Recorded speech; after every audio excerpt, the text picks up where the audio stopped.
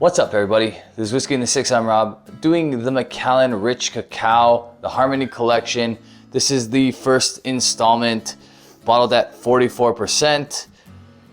Probably my only beef with this bottle, to be honest with you, right off the hop, is that it's 44% and not matching its predecessor, the Edition series, at 48%. But you're gonna find that I do like this. It was in collaboration with Jordi Rocca. They collaborated with Jordi and his brothers, the restaurant that the Roca brothers own in Spain, for Edition 2. So this is just Jordi now. I believe he's the pastry specialist or chef. El Celar or Chelar de Can Roca. So in Spain, that's the restaurant. Collaboration with them, obviously they found success in the past, so they went back to the well. And right off the hop, the nose is beautiful, completely identifiable as Macallan. Very traditional kind of Macallan smell to this, unlike a lot of their newer stuff. I had the Estate, and this blows the Estate out of the water in my opinion for quite a bit less price-wise. The box, they're going green, so this is, I believe, completely recyclable. They have the 6 pillars on the back. I wonder if this is going to be a 6-part series as well. Not that the 6 pillars matter, because they do the 6 pillars on every expression, if I'm not mistaken, including the 12, the 15, and the 18. So, is there going to be 6 installments of this? I kind of hope not, because of the craze that occurred when this came out.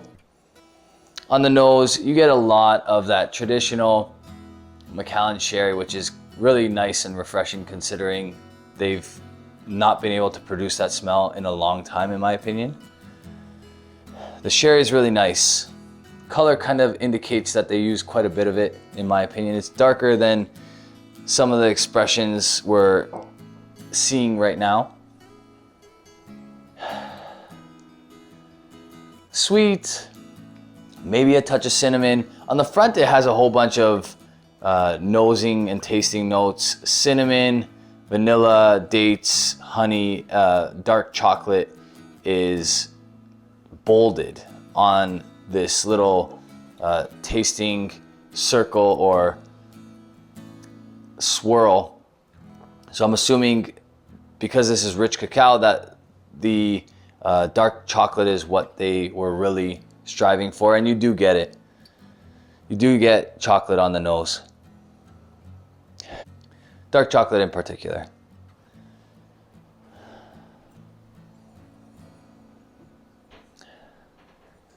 Very nice, like almost thick chocolate nose, like aromas on the nose, which is hard to explain, but almost as if it's, you know, you have a nice milk chocolate in your hand and it's kind of melting a little bit.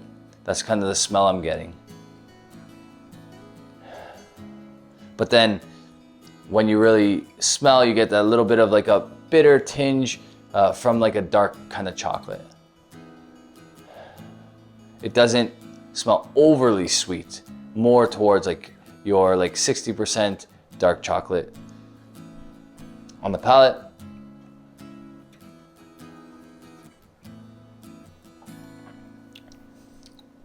again, not overly sweet, but there is nice sweetness there. Chocolate, dark chocolate, coffee. Nothing overly fruity.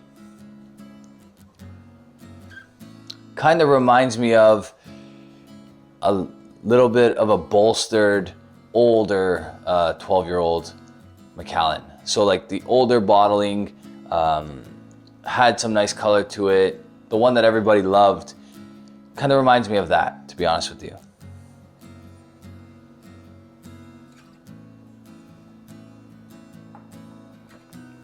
Virtually no heat. So it has me guessing that this is probably in and around 14 years old, maybe a little bit older, probably a touch of some stuff older and some stuff younger. It is a no age statement. This is $215 at the LCBO. I got this bottle in particular from Liquor Lodge in Alberta.